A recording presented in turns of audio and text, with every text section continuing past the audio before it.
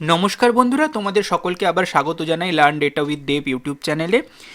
গত ভিডিওগুলোতে আমরা দেখেছিলাম কিভাবে ম্যাথামেটিক্যাল ক্যালকুলেশনগুলো আমরা এক্সেলের উপর করতে পারি এবং আমাদের ওই ম্যাথামেটিক্যাল ক্যালকুলেশনগুলো আমাদের ডেটা অ্যানালিসিসে কিভাবে হেল্প করে। আজকে আমরা শুরু করব স্ট্যাটিস্টিক্সের খুব বেসিক আলোচনা দিয়ে। স্ট্যাটিস্টিক্সের মিন, মিডিয়ান, মোডের কনসেপ্টটা আজকে আমরা শিখব। তোমাদের আরও একটা কনসেপ্ট সম্পর্কে বলে দেই, যেটা হচ্ছে একটা কনসেপ্ট আছে 80-20 কনসেপ্ট। মানে কোনো জিনিসের, মানে ধরো স্ট্যাটিস্টিক্সেরই যদি বলি, তাহলে 20% বেসিক জিনিস যদি তোমার শেখা থাকে, সেটা দিয়ে তুমি প্রায় 80% কাজ করতে পারবে। 20% যদি তুমি শিখে রাখো, তাহলে সেটা দিয়ে তুমি 80% কাজ করতে পারবে। আর বাকি 80% শিখলে সেটা দিয়ে তোমার 20% কাজ হবে। তাহলে সবসময় তোমার এই বেসিক 20% যে কাজটা আছে সেটা তোমার শিখে রাখা দরকার। এবং ডেটা অ্যানালিস্টের জন্য এই বেসিক 20% স্ট্যাটিস্টিক্স জানাই তোমার পক্ষে যথেষ্ট, এবং তার চেয়ে বেশি তোমাকে শিখতে হবে তখনই যখন তুমি ডেটা সায়েন্স কেরিয়ারের দিকে ফোকাস করবে। তাহলে আমরা আজকের ভিডিওতে দেখে নেব মিন, মিডিয়ান এবং মোড, খুব সহজভাবে বোঝার চেষ্টা করব। তাহলে চলো শুরু করা যাক।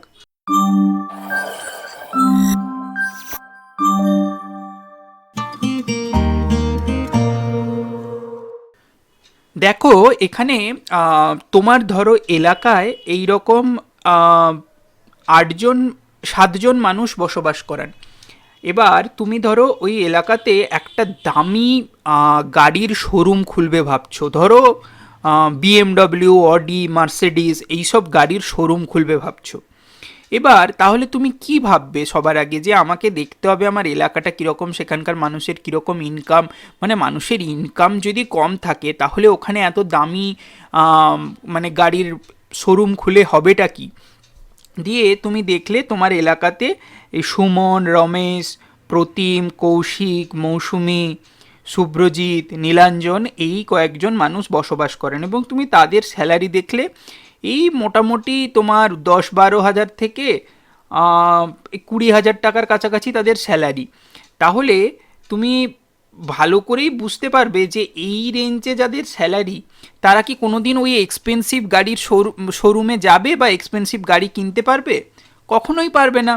তাহলে তোমার ফার্স্ট এই ডেটাটা দেখে তোমার যে আইডিয়াটা হবে সেটা হচ্ছে গিয়ে এখানে খোলা সম্ভব নয়, কারণ এখানকার মানুষদের অ্যাভারেজ স্যালারি সেটা হচ্ছে মাত্র 14,000 টাকা। তো 14,000 টাকা স্যালারি দিয়ে কেউ কোনো দিন তোমার 50 লাখ, 80 লাখ, 1 কোটি টাকার গাড়ি তো কেউ কিনতে পারবে না। তাহলে তোমার এখানে শোরুমটা খোলা পসিবল হবে না। এই যে আমরা ক্যালকুলেট করলাম অ্যাভারেজটা, অ্যাভারেজ ক্যালকুলেশন তোমরা জানো যে এইগুলো সবগুলো যোগ করে যতগুলো সংখ্যা আছে 1, 2, 3, 4, 5, 6, 7, তাহলে এই 7টা যোগ করে, 7টাকে যোগ করে 7 দিয়ে ভাগ করলে আমরা অ্যাভারেজ বের করতে পারি, যেটা আমরা এর আগেও শিখেছি। এই অ্যাভারেজটাই আর কিছু নয়, এই অ্যাভারেজটাকেই আমরা বলে থাকি মিন। তাহলে মিন কি না, মিন হচ্ছে যেটাকেই আমরা অ্যাভারেজ বলি সেটাই হচ্ছে গিয়ে মিন। তাহলে মিনে অ্যাকচুয়ালি কি হচ্ছে না, আমাদের যে যে ডেটাগুলো আছে এ, বি, সি, ডি যতগুলোই আছে, 4টে ধরো যোগ করলাম, তাহলে 4 দিয়ে ভাগ করলাম, তাহলে এটা আমাদের যেটা পেলাম এটাকেই আমরা বলবো মিন। তারপরে তাহলে এখানে দেখলে যে আমার পক্ষে শোরুম খোলা সম্ভব নয়, ঠিক আছে। তাহলে আমরা আরেকটা সিনারিও দেখি। দেখো ধরো তোমরা দেখলে এবার যে এখানে মানে তোমার যারা ছিল সেই কজন আছে, সঙ্গে হচ্ছে মুকেশ আম্বানির ছেলে তোমার এলাকায় এসে জায়গা কিনে বসবাস করছে। এবার তার ধরো মান্থলি ইনকাম 10 কোটি টাকা। এখানে কত আছে, হ্যাঁ 10 কোটি টাকা। তার ধরো মান্থলি ইনকাম 10 কোটি টাকা। তাহলে তুমি যদি এবার অ্যাভারেজ নাও, তাহলে অ্যাভারেজটা কত দাঁড়াচ্ছে দেখো, একক, দশক, শতক, হাজার, অযুত, লক্ষ, নিযুত, কোটি। তোমার প্রায় 1.2 কোটি হচ্ছে গিয়ে তোমার অ্যাভারেজ হয়ে যাচ্ছে, তাই তো, এই এতগুলো লোকের মধ্যে। এবার তুমি সত্যিকারের ভেবে দেখো যে আকাশ আম্বানি যদি তোমার এলাকায় থাকেও, সে কি আর তোমার দোকান থেকে ওই এলাকা থেকে কিনবে? তার হয়তো বিএমডব্লিউর শোরুম থেকে, তার জন্য বিএমডব্লিউর মেন যেখানে, সেখান থেকে হয়তো তার জন্য গাড়ি আসবে। আমি কথার কথা বলছি, একজন মানুষকে দেখে তো আর তুমি শোরুম খুলবে না, তুমি সবার দেখবে। তাহলে তুমি যদি এখানে অ্যাভারেজ বা মিন ক্যালকুলেট করো, অ্যাভারেজ বা মিন যদি তুমি ক্যালকুলেট করো, তাহলে কিন্তু তোমার ক্যালকুলেশনটা দেখতে পাচ্ছ এখানে গন্ডগোল হয়ে যাচ্ছে। কারণ একজনের ডেটাটা এত বড় বাদবাকিদের তুলনায়, তাহলে ওখানকার অ্যাভারেজটা বা মিনটা গন্ডগোল হয়ে যাচ্ছে। এখানে এই যে আকাশ আম্বানির যে ডেটাটা, যেটা সবার থেকে আলাদা হয়ে যাচ্ছে, তাই জন্য এটাকে বলা হয় আউটলায়ার।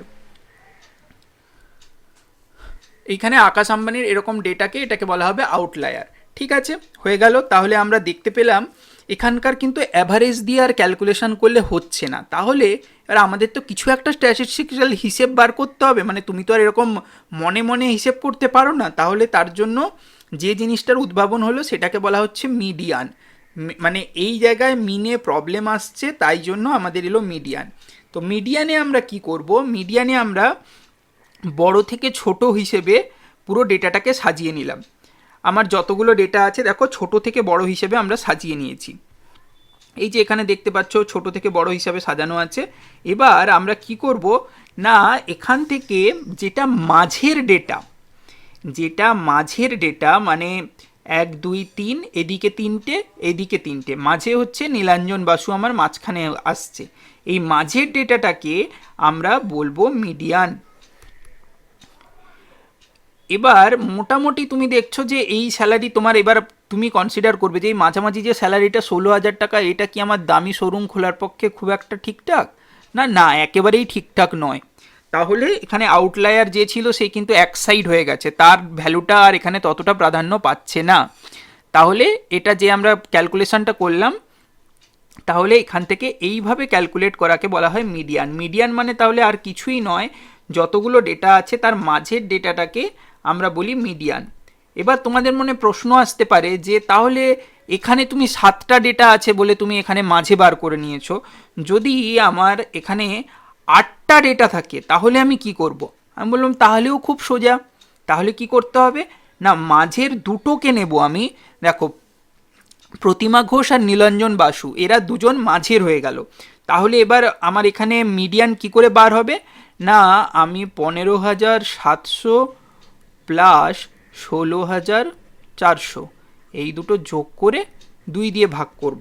তাহলে আমার যেটা বেরোবে কত হচ্ছে, হ্যাঁ এটা হচ্ছে তোমার 0 0 1 1 2 32, হ্যাঁ 32,100 হচ্ছে।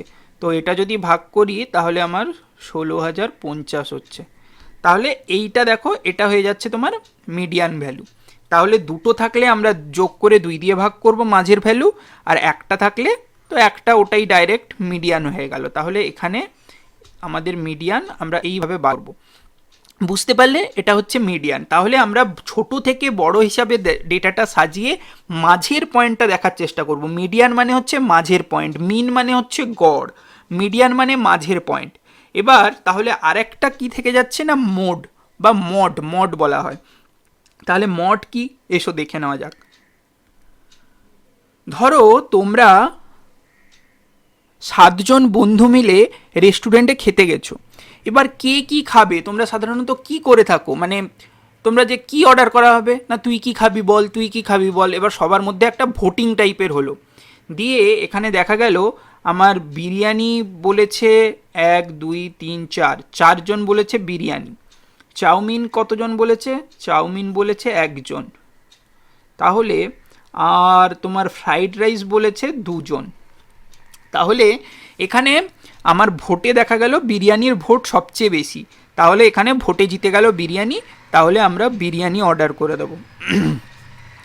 তাহলে এই যে জিনিসটা আমরা দেখলাম, এটাকেই বলা হয় মড, MODE, মড। তাহলে বেসিক্যালি এই জিনিসটা কি হলো না, আমরা ডেটা সেটের মধ্যে গিয়ে দেখব যে কোন কোন ডেটা কতবার করে এসেছে। যে ডেটাটা সবচেয়ে বেশিবার আসবে সেই ডেটাটাই আমার হয়ে যাবে মড ভ্যালু। মানে তোমরা যদি দেখো ইলেকশনের সময় আমাদের হয় না, আমরা যখন ভোট দিতে যাই আমাদের কি হয়, ওখানে টোটাল 4জন ক্যান্ডিডেট দাঁড়িয়েছে, এবার তোমরা প্রত্যেকে গিয়ে কাউকে না কাউকে ভোট দিয়ে আসো। এবার ভোটের পরে কি হয়, গণনা হয়, গণনা হয়ে যে সবচেয়ে বেশি ভোট পায় তাকে আমরা জয়ী ঘোষণা করি। তাহলে ওখানে যে পদ্ধতিটা দিয়ে আমরা ক্যালকুলেট করি সেটার স্ট্যাটিস্টিক্যাল ভাষা হচ্ছে মড ক্যালকুলেট করা হয়, যে ওখানে সবচেয়ে বেশি বার যে ভ্যালুটা অকার করেছে সেই ভ্যালুটাকে আমরা মড ভ্যালু বলি। তাহলে এই এই মোটামুটি আমাদের মিন মিডিয়ান মড বেসিকভাবে তোমাদেরকে বোঝালাম। এটা মানে সব কিছুই হচ্ছে কি আমরা একটা ওই গড় বার করা, মিডিল পয়েন্ট বার করা, বা সবচেয়ে বেশি টাইম কে এসেছে সেটা বার করার চেষ্টা করছি। তাহলে কি দাঁড়ালো, যদি একবার আমরা পুরো ব্যাপারটা সামারাইজ করি তাহলে আমরা দেখতে পাবো মিন তাহলে আমাদের কি হলো, মিন মানে আর কিছুই নয়, এটা হচ্ছে অ্যাভারেজ বা গড়। মিডিয়ান কি হলো, মিডিয়ান মানে আমরা দেখলাম যে আমার মিডিল পয়েন্ট, মিডিল পয়েন্ট মানে আমি ছোট থেকে বড় সাজাবো, যেটা মাঝের পয়েন্ট হবে সেটাই হচ্ছে আমার মিডিয়ান। আর মোড, মোডটা কি হলো তাহলে আমাদের, মোডটা হলো সবচেয়ে বেশিবার ফ্রিকোয়েন্সি, হাই ফ্রিকোয়েন্সি, হাইয়েস্ট যেটা ফ্রিকোয়েন্সি থাকবে, হাইয়েস্ট ফ্রিকোয়েন্সি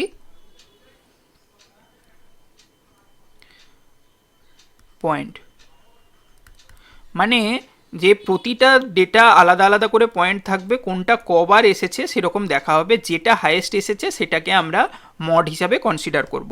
তাহলে এই পুরো ব্যাপারটা আমরা কনসেপ্টটা বুঝে নিলাম। এবার আমরা মানে গ্রাফে গিয়ে দেখে নেব, না গ্রাফে নয়, আমরা এক্সেলে গিয়ে দেখে নেব যে কিভাবে আমরা মিন মিডিয়ান মডটা ফর্মুলা দিয়ে ক্যালকুলেট করতে পারি। তাহলে দেখে নেওয়া যাক। তাহলে আমরা এখন আমাদের ওই খুবই পরিচিত মুভিস ডেটা সেটে আমরা চলে এসেছি। তো এখানে আমরা মিন মিডিয়ান মোডটা ক্যালকুলেশন করব।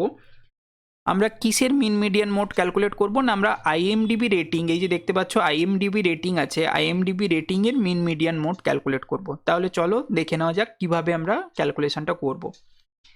তাহলে মিন তোমরা জানো, মিন অ্যাভারেজ ছাড়া কিছুই নয়, অ্যাভারেজ ফর্মুলা তোমরা এর আগে দেখেওছো। তাহলে আমি এখানে অ্যাভারেজ অ্যাভারেজ ফর্মুলাটা নেব, অ্যাভারেজ মুভিস টেবিল,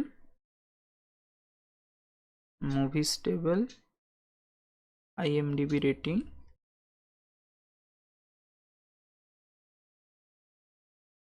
তাহলে 7.99 হলো আমার মিন, মানে পুরোটা যোগ করে যতগুলো আমার ডেটা পয়েন্ট আছে, মানে যতগুলো মুভিস পয়েন্ট আছে সেটা দিয়ে ভাগ করে যেটা হলো ওটা হচ্ছে মিন।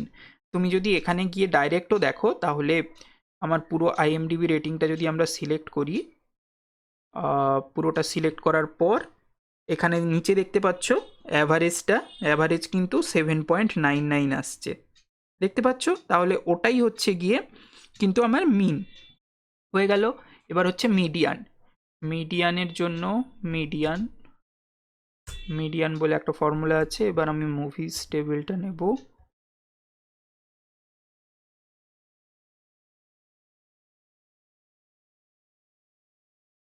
আইএমডিবি রেটিং, মিডিয়ান হচ্ছে 7.95, মানে পুরো ডেটাটাকে যদি তুমি লো টু হাইতে সিলেক্ট করো দিয়ে একদম মিডিল পয়েন্টটা যদি দেখো তাহলে ওটা হবে 7.95। আর মড, মড ক্যালকুলেট করার জন্য তুমি এখানে মড লিখবে, দেখো নিচে একটা মড ফর্মুলা আছে, মড ফর্মুলা সিলেক্ট করব, দিয়ে নর্মালি আমার মুভিস টেবিল সিলেক্ট করব, সিলেক্ট করে আইএমডিবি রেটিং, এন্টার। 7.8 হচ্ছে আমার মড, তার মানে কি বোঝাচ্ছে যে 7.8 ভ্যালুটা সবচেয়ে বেশিবার এসছে। তাহলে চলো এটা একবার চেক করে দেখি, পুরো আইএমডিবি রেটিংটা আমার সিলেক্ট আছে, আমি এটাকে শর্ট করলাম, দিয়ে স্মলেস্ট থেকে লার্জেস্ট করে দিই। এবার দেখো এখানে এই যদি 7.8 দেখো তুমি, 1 2 3 4 5 6 6বার রিপিট হয়েছে। তুমি বাদবাকি ডেটাগুলো খুঁজে দেখলে দেখবে যে অতবার কেউ নেই, মানে 6বারের কম সবাই আছে। এবার তোমার মনে হতেই পারে যে দুটো যদি ডেটা ছবার থাকে, মানে ধরো 7.8ও ছবার আছে, আবার ধরো 8.1ও ছবার আছে, তাহলে কি হবে না দুটো মড হবে, তখন পুরো এই ডেটাটার তখন দুটো মড হবে। আবার যদি তোমার মনে হয় যে কোনো ডেটাই রিপিট নেই, সবাই একবার করে আছে, তাহলে কি হবে না পুরো সেই ডেটাটার কোনো মডই থাকবে না। এটা হচ্ছে নর্মাল ক্যালকুলেশন। তাহলে আমরা এক্সেলের মাধ্যমেও দেখে নিলাম কিভাবে আমাদের মিন মিডিয়ান মোড আমরা ক্যালকুলেট করতে পারি। পরের দিন আমরা আরও কিছু স্ট্যাটিস্টিক্যাল ফর্মুলা নিয়ে আলোচনা করব, এই সহজভাবেই এরকমভাবেই এক্সাম্পল দিয়ে তোমাদের বোঝানোর চেষ্টা করব। তাই জন্য সাবস্ক্রাইব করে চ্যানেলের সঙ্গে জুড়ে থাকবে। পরের ভিডিওতে দেখা হচ্ছে। ভালো থেকো সকলে।